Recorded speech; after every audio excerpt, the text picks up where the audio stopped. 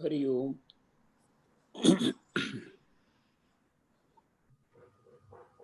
Being post lunch session, the tamasa is an high ascendancy. Even the rajoguna is kind of subdued, so not to think of sattvaguna at all. So it is perhaps not a very, very auspicious time to get into the nitty gritties of trigunas, but I shall try my level best not to make it further taxing on the part of thinking apparatus.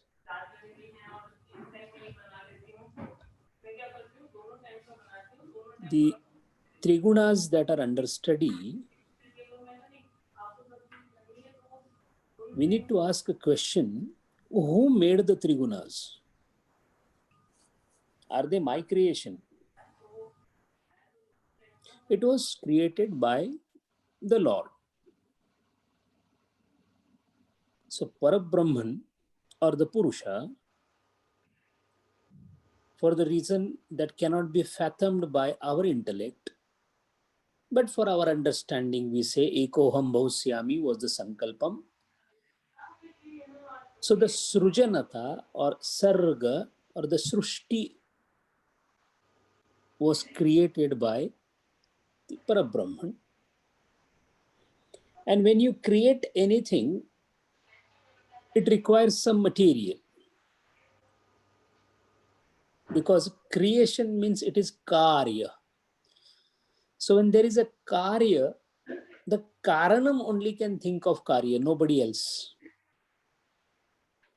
So sarva karya karanam being Parabrahman, he decides to take the first karyam known to this entire creation, that is creation itself. Within the creation, there are lots of karyas happening, having their respective karanas. But the primordial reason, Karanam, created the Karyam called Srushti, and while the creation was done by Lord, who did it? He did it. What was the purpose? He knows it. Which way the creation was to be done? He thought about it. What are the materials or instruments that will be used? He thought about it. All that is left in our hands is, if someone has enormous power of observing the entire creation from beginning onwards and have the knowledge of that, then only one can comment about how the creation started.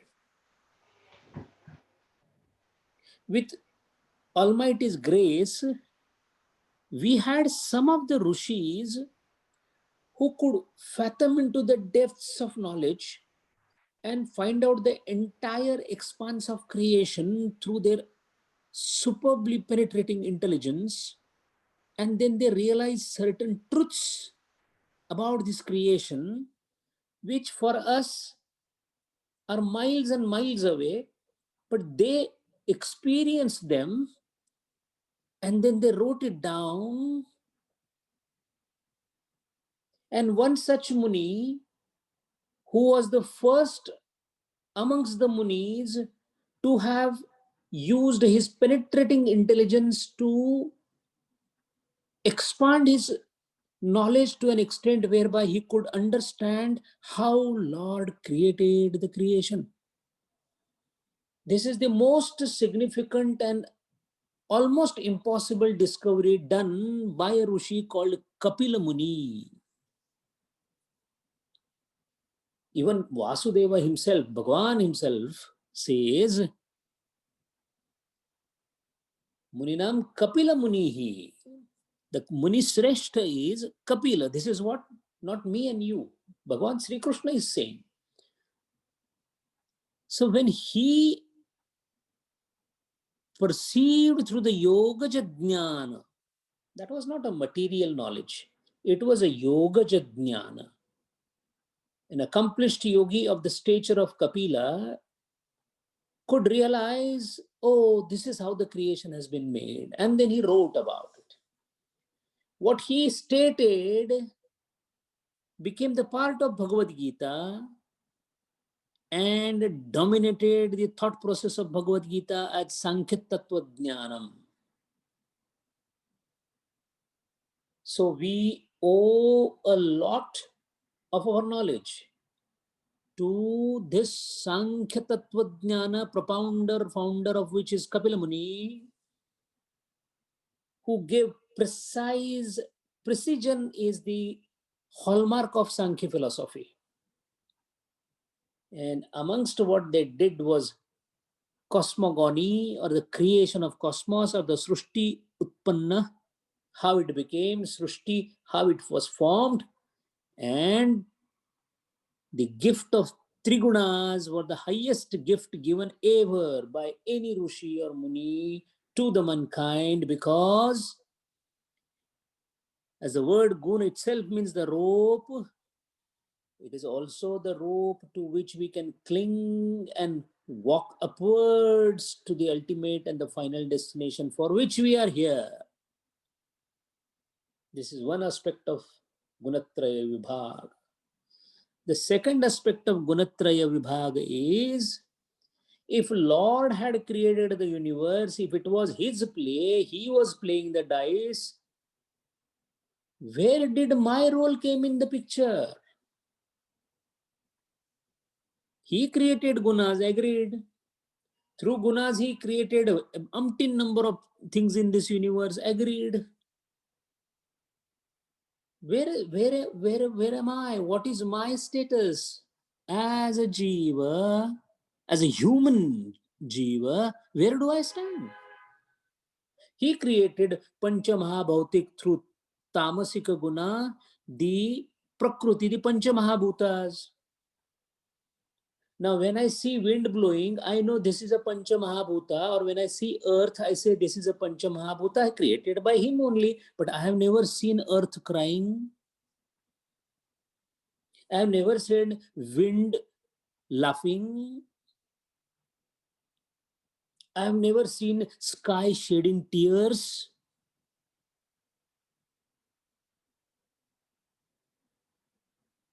That means whatever Lord created for his own wish, will, whatever vision, whatever you call it, with the help of sadhana samagri, because every karya has to have a sadhana. That sadhana samagri is trigunas, agreed. He created everything, agreed. It was his game, agreed. But amongst his creation, all the constituents are playing their own role. The tree comes, gives the leaves, fruits come, somebody eats them, the tree gives shade to somebody, the tree dies after certain years. Everything seems to be fine, as if it is an unwritten rule. And the entire species of trees behave in the same manner. They have variety in them, agreed. But we don't see that one tree went and killed another tree. We don't see that one tree told another tree that please do not blossom this year. It is not of any use. The reason why they do not do is they do not know how to do it.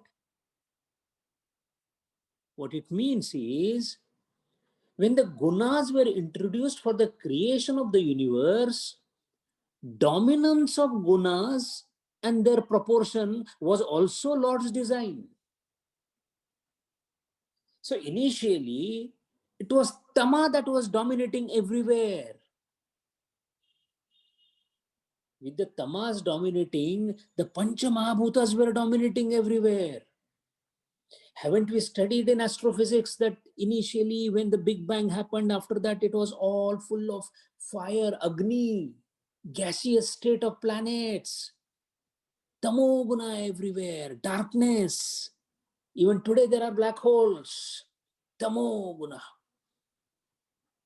There was no movement. Then came the movement of what?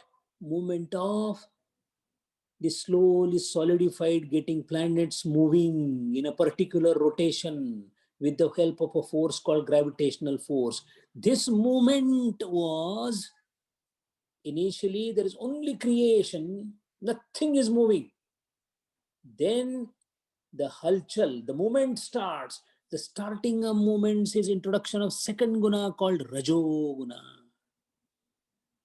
So now you have absolute inert material, planets and gaseous clouds, and now they have started moving. The moment the movement starts, movement presupposes one and the other. Otherwise, there is no movement. For every movement, there are two things: starting point, ending point. The moment the movement started and starting and ending, that means 2 points came into the picture. The space has to come into the picture for the movement.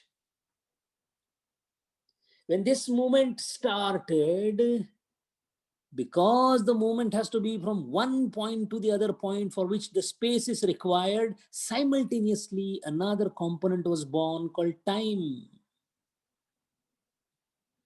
Now we have a situation where Tama and Rajas has dominated the universe.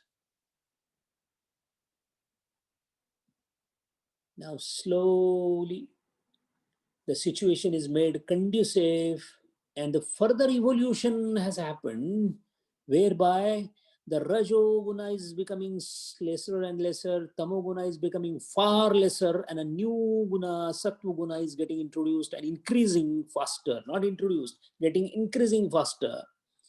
Gunas do remain always with three together, but the dominance is what matters. So when sattva started dominating, that was the first time all created things could know what is happening. So far, there was something which barely was able to understand himself or herself or that self or itself. A huge stone like structure of almost sun's diameter being hurled into the space had no knowledge that he's hurled into the space. But now the further developed things that were coming in the form of cellular animals, because first the oshadhi, the trees were formed with increased sattva guna in them. That means some expression started. Some of the flowers started pulling themselves inside an insect. Some of the flowers, some of the trees started prohibiting some touch. That means the sattva started slowly emerging into the creation. This reduction of tamas, reduction of rajas, increment of sattva, slowly sattva dominating and rajasa becoming less and tamasa becoming further less, is nothing else but the evolution as per Sankhyas. So if you take the kaleidoscope of this evolution over millions and billions of years, who is the one at the pinnacle of this evolution? There is a structure which is bipedal in nature, where the sattva has manifested maximum with raja required and tamasa required quantity, but dominated by sattva, that is human beings. Now, so far, the development was linear. Why? Because since sattva was not there, most of the previous species, yoni, who had dominance of only rajas or tamas, they were bhoga yoni. They all know that every hunger has to be satiated, every thirst, there has to be water. Nothing more than that. But as sattva dominated,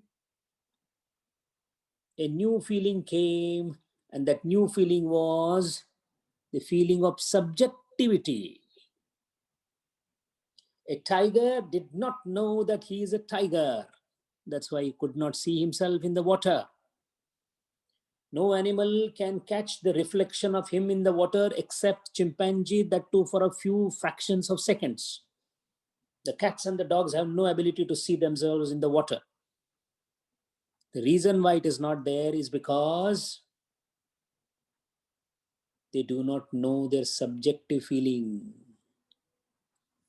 I am existing is a subjective feeling. I know I am Dr. Jadhav. When I speak about myself, I do not say Dr. Jadhav. That's non subjective feeling. I say, I know I am. How can you say to yourself, I know I am? Two times I? Because I am is non subjective. I know is subjective feeling. Those who have subjective feeling, that means the Sattva Guna is now showing its knowledge aspect. When I know I am existing, I am simultaneously aware that someone else is existing, and that is the aberration.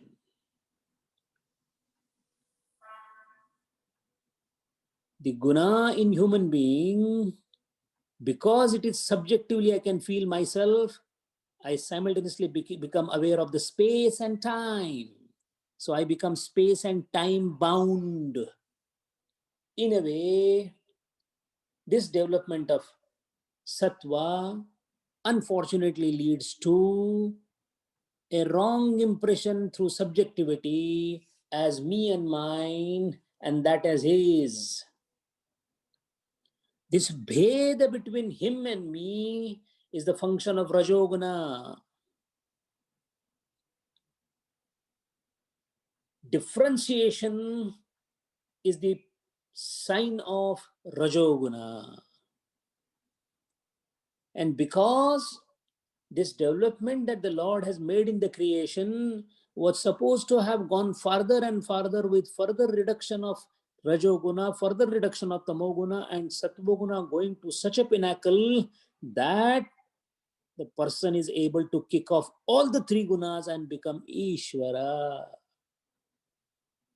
And then there would be a clap from the Almighty saying that the circle is complete. My own part has come back to me.